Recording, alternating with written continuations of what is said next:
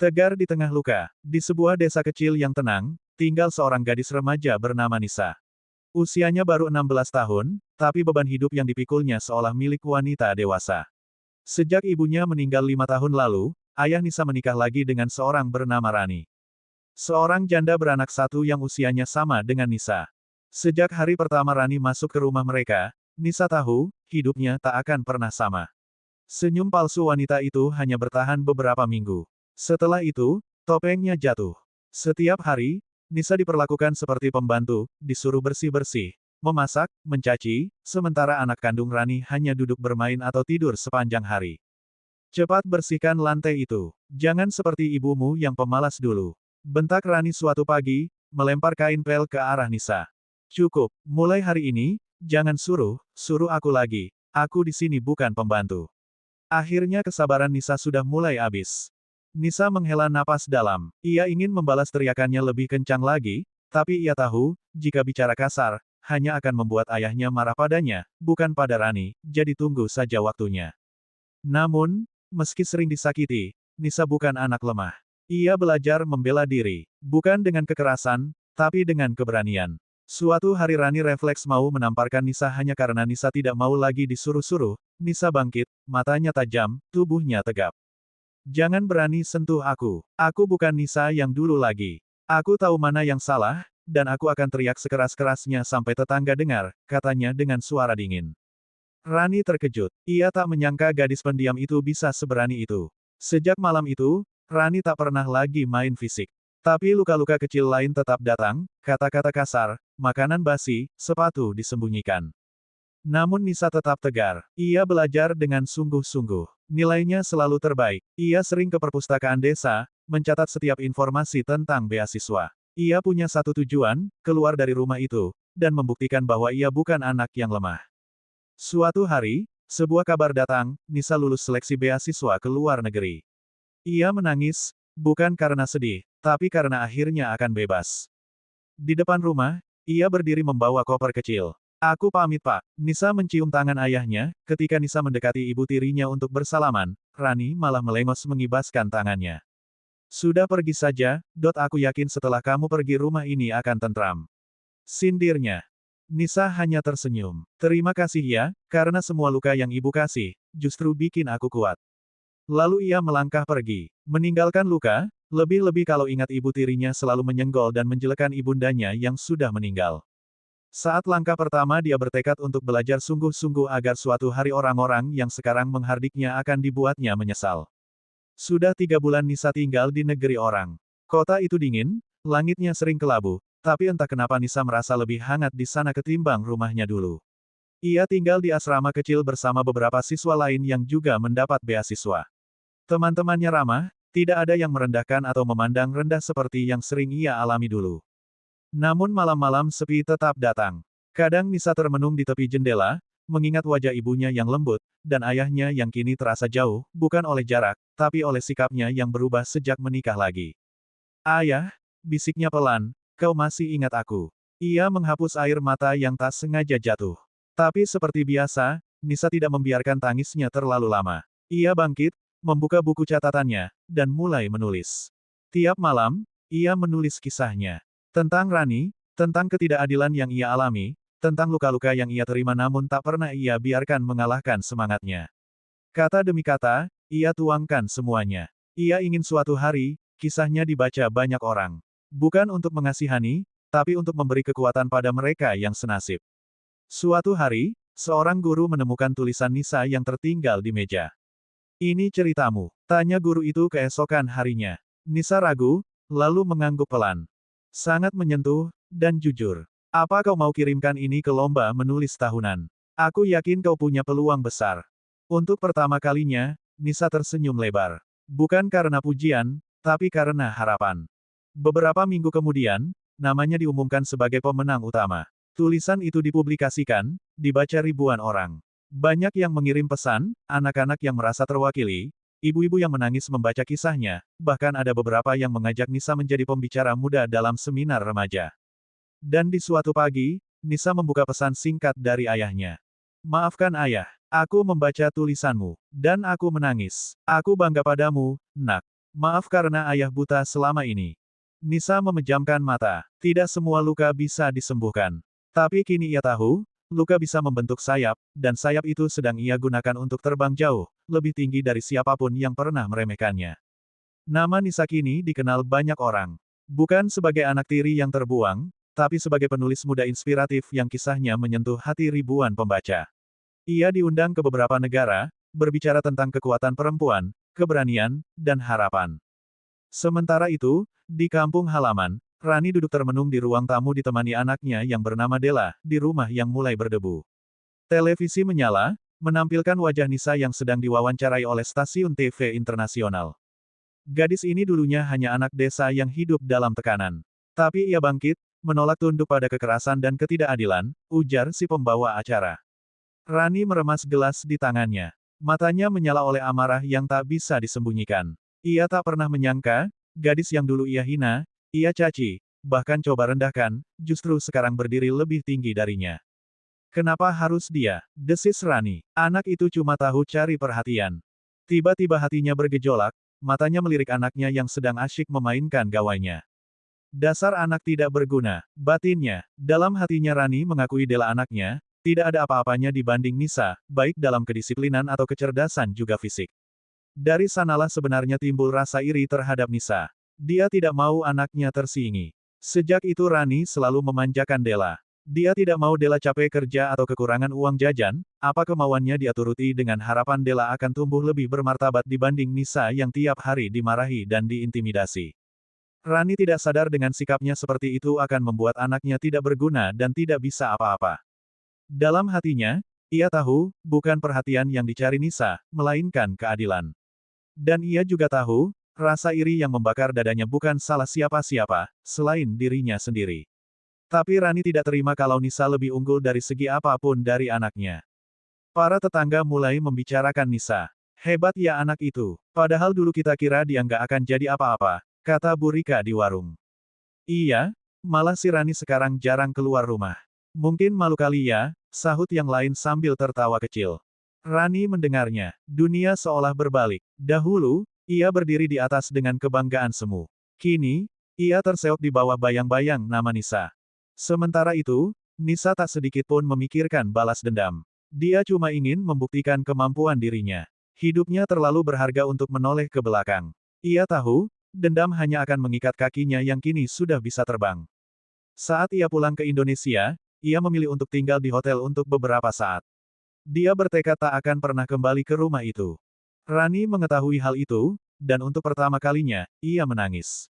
Bukan karena menyesal telah menyakiti Nisa, tapi karena malu, bahwa ia pernah mencoba merendahkan seseorang yang kini orang itu sudah menjelma sebagai pribadi yang dihormati, dan tidak mudah orang untuk bertemu dengannya. Langit sore menggelap ketika Nisa duduk di balkon penginapan di Jogja. Ia baru saja selesai menjadi pembicara dalam seminar nasional bertema, Perempuan Tangguh, Masa Depan Cerah. Banyak peserta menghampirinya, memuji, dan ingin berfoto. Tapi Nisa tetap tenang, seperti biasa. Baginya, ini bukan tentang popularitas, ini tentang misi hidup. Malam itu, Nisa mendapat pesan dari seseorang tak terduga, Bu Minah, mantan pembantu yang dulu bekerja di rumahnya sebelum dipecat oleh Rani secara sepihak. Nduk, aku bangga sama kamu. Tapi aku harus cerita sesuatu. Ada yang kamu harus tahu, soal ibumu dulu. Nisa bertemu Bu Minah di sebuah warung kopi keesokan harinya. Wanita tua itu membawa sekotak dokumen lama dan sebuah surat. Ini surat ibumu. Dulu aku simpan diam-diam. Dia tahu akan ada sesuatu yang terjadi. Dan dia takut kamu nggak akan tahu kebenarannya. Tangan Nisa bergetar saat membuka surat itu. Tulisan tangan sang ibu masih indah, meski kertasnya sudah mulai menguning. Nisa, jika suatu hari kamu menemukan surat ini, itu berarti ibu tak bisa menjagamu lebih lama. Tapi ketahuilah satu hal, ibu tidak meninggal karena sakit biasa. Ibu tahu Rani ada hubungan gelap dengan ayahmu sejak kamu masih kecil. Aku tidak pernah punya bukti. Tapi aku dengar sendiri malam itu, mereka berdua. Dan setelah itu, aku jatuh sakit, terlalu sering menangis, terlalu sering memendam rasa. Nisa membeku. Bu Minah mengangguk, aku juga dengar, Nduk.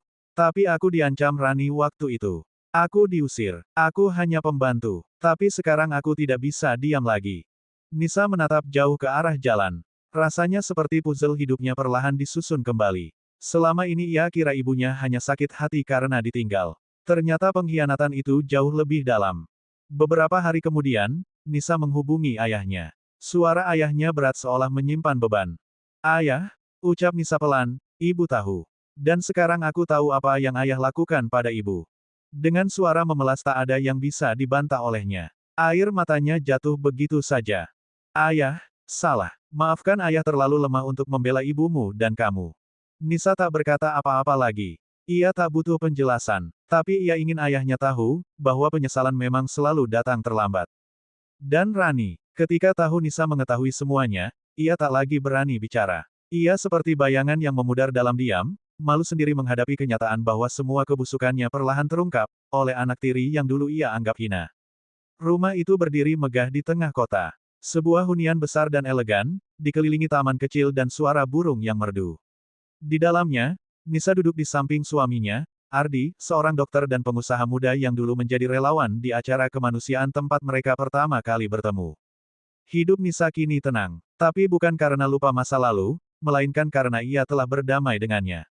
Meski tinggal di kota, Nisa tak pernah melupakan desa tempat ia dibesarkan dengan luka. Setiap bulan, ia menitipkan sebagian rezekinya untuk disalurkan melalui Bu Minah, yang kini dipercaya mengelola sebuah koperasi kecil untuk ibu-ibu di desa. Ini dari Mbak Nisa lagi ya, Bu? Tanya warga setiap kali Bu Minah datang membagikan sembako atau modal usaha kecil. Iya, tapi jangan bilang siapa-siapa ya. Katanya, dia nggak mau diliput. Katanya, cukup doakan saja, jawab Bu Minah sambil tersenyum. Sementara itu, di rumah tua peninggalan ayah Nisa, Rani mulai gelisah. Bagaimana mungkin anak tirinya yang ingin dia tenggelamkan, kini muncul dengan kewibawaan juga gelar dan hartanya yang melimpah. Selain jadi penulis, Nisa juga mengelola perusahaan real estate besar milik suaminya. Sedangkan Della, anaknya cuma bisa kerja di pabrik garmen sebagai buruh biasa. Dulu, saat berjalan di pasar, orang-orang menyapa dengan hormat. Sekarang, mereka hanya mengangguk seadanya, bahkan sebagian berpaling. Hebat ya Nisa sekarang, bisa bantu warga. Luar biasa, anak itu, bisik para ibu. Rani mendengarnya, dan hatinya terbakar. Ia mencoba bersikap tenang, berpura-pura tak peduli. Tapi setiap kali melihat wajah Nisa muncul di televisi atau media sosial, hatinya mengerut, kepalanya panas. Yang membuatnya makin perih, sang suami, ayah Nisa, perlahan mulai memuji anaknya lagi. Lihat, Rani, anak itu sukses tanpa dendam. Kalau dulu kita bersikap lebih adil padanya, ujar sang suami pelan, suatu malam. Rani menatap tajam. Kenapa? Masih merasa bersalah. Ujarnya dingin. Lelaki itu terdiam. Ia belum berani mengambil sikap. Tapi diam-diam, hatinya mulai condong, bukan karena ingin kembali ke masa lalu, tapi karena ia sadar, kebanggaan sejatinya kini hanya tinggal satu, anaknya sendiri, Nisa. Dan di kota lain, Nisa duduk di ruang kerja rumahnya, menulis kembali kisah hidup. Bukan lagi sebagai anak tiri yang disakiti, tapi sebagai istri, penulis, dan perempuan tangguh yang bangkit tanpa harus menghancurkan siapapun.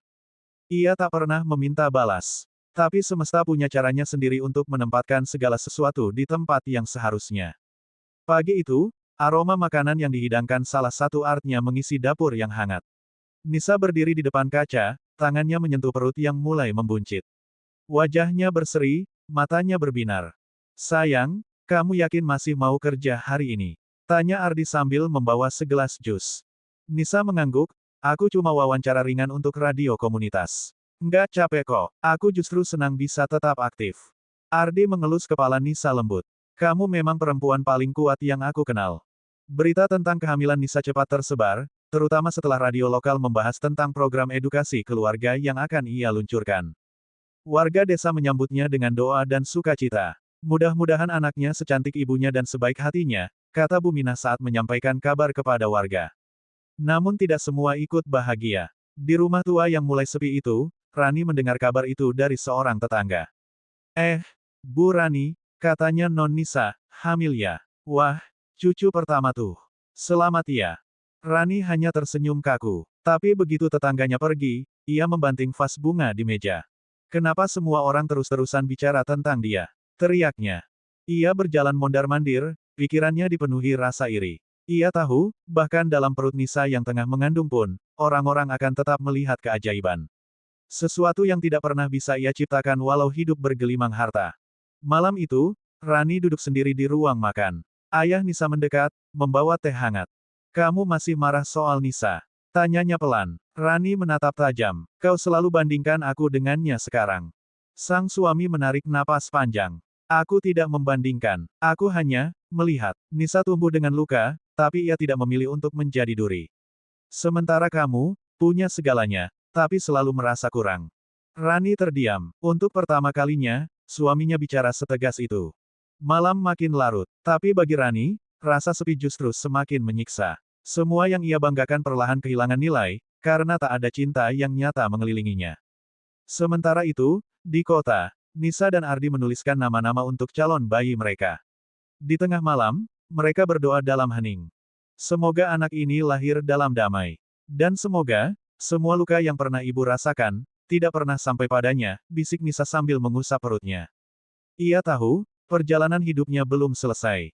Tapi kali ini, ia tak lagi berjalan sendirian. Langit sore menguning ketika ayah Nisa duduk sendirian di ruang tamu rumah tua. Rani, seperti biasa, sedang mengomel, kali ini soal tetangga yang memuji Nisa karena menyumbang komputer ke sekolah desa. Semua orang memujanya, padahal dia cuma anak tiri yang penuh sandiwara. Bentak Rani. Ayah Nisa menatap istrinya lelah. Tapi kali ini, ada sesuatu yang berbeda di matanya. Keteguhan. Sudah cukup, Rani. Aku muak. Rani mendongak. Apa maksudmu? Aku diam selama bertahun-tahun. Melihat kamu menyakiti Nisa, mencaci, mengadu domba. Tapi sekarang aku sadar, aku tak bisa terus diam demi rasa bersalah yang tak pernah lunas. Rani terdiam. Aku akan ceraikan kamu. Rumah ini, ambillah. Aku tak butuh apa-apa. Aku cuma ingin damai. Rani berusaha untuk protes. Dia tidak mau cerai sampai mengiba-iba agar ayah Nisa tidak jadi menceraikannya. Tapi rupanya ayah Nisa sudah bulat untuk menceraikan Bu Rani. Beberapa bulan kemudian, kabar perceraian ayah Nisa dan Rani tersebar. Rani tetap tinggal di rumah tua yang kini mulai lapuk dan sepi. Tak ada yang menyapa, tak ada yang datang berkunjung. Bahkan ke pasar pun, orang mulai enggan menoleh. Sementara itu, ayah Nisa tinggal di rumah kontrakan sederhana bersama istri barunya, Bu Laras, seorang janda baik hati yang dulu membuka warung kecil di desa. Hidup mereka sederhana, tapi penuh canda dan kedamaian. Nisa tahu semua itu dari Bu Minah, lalu memutuskan mengunjungi mereka. Assalamualaikum, ucap Nisa saat mengetuk pintu rumah kontrakan kecil itu. Begitu pintu dibuka, ayah Nisa langsung meneteskan air mata. Nisa.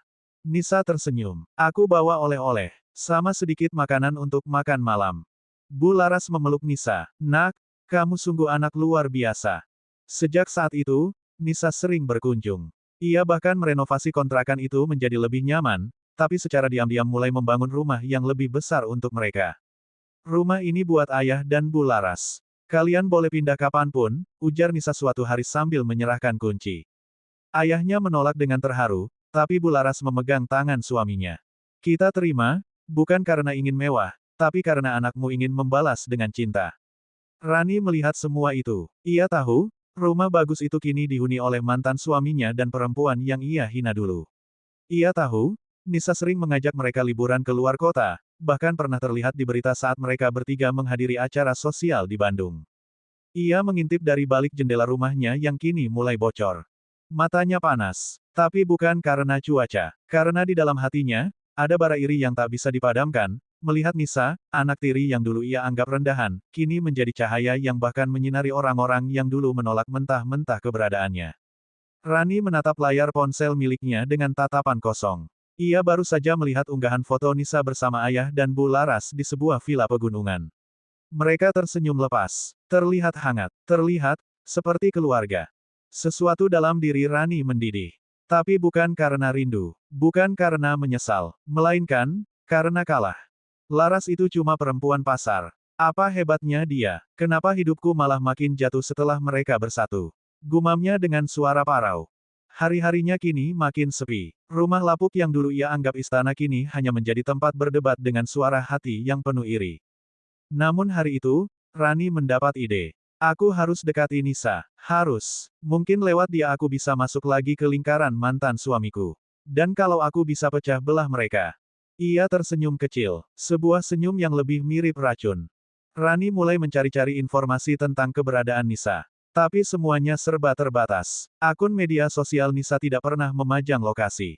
Ia hanya sesekali muncul di acara sosial, dan itu pun dengan pengawalan atau tim media. Rani mencoba menghubungi Bu Minah, namun gagal. Bu Minah tahu siapa yang menghubunginya dan langsung memblokir nomor tak dikenal itu. Tak kehabisan akal, Rani pergi ke kantor koperasi desa yang dulu sering mendapat bantuan dari Nisa. Ia berharap bisa minta alamat rumah atau kontak. Saya mau ketemu Mbak Nisa. Ada yang penting, katanya manis. Petugas di sana mengangguk sopan. Maaf, Bu, kami tidak punya wewenang memberi kontak pribadi. Kalau ingin menyampaikan pesan, bisa lewat email resmi yayasan. Rani menggertakkan gigi. Apa susahnya sih? Saya ini mantan, saya ini keluarga dia. Tapi tak ada yang menggubris. Dunia sudah berubah, dan nama Rani sudah lama tenggelam dari daftar orang-orang yang dihormati. Di tempat lain, Nisa duduk di teras rumah barunya bersama Bu Laras. Bu Laras tahu nggak, kadang aku kasihan sama Bu Rani, ujar Nisa sambil mengaduk teh hangat. Bu Laras menoleh, terkejut.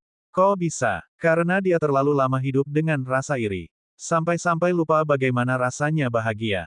Bu Laras mengelus tangan Nisa. Kamu anak luar biasa. Tapi ingat, jangan biarkan rasa kasihan membuka pintu bagi orang yang dulu menutup semua pintu untukmu. Nisa tersenyum. Ia tahu, pintu itu sudah lama ia tutup. Bukan karena dendam, tapi karena ia tak ingin masa lalu merusak masa depan yang sudah ia bangun dengan susah payah. Rani pulang dengan langkah berat. Semua rencananya gagal. Tak ada yang ingin membantunya mendekati Nisa. Ia hanya bisa berdiri di balik tembok-tembok masa lalu yang dulu ia bangun sendiri. Dan kini, tembok itu berubah menjadi penjara. Penjara bernama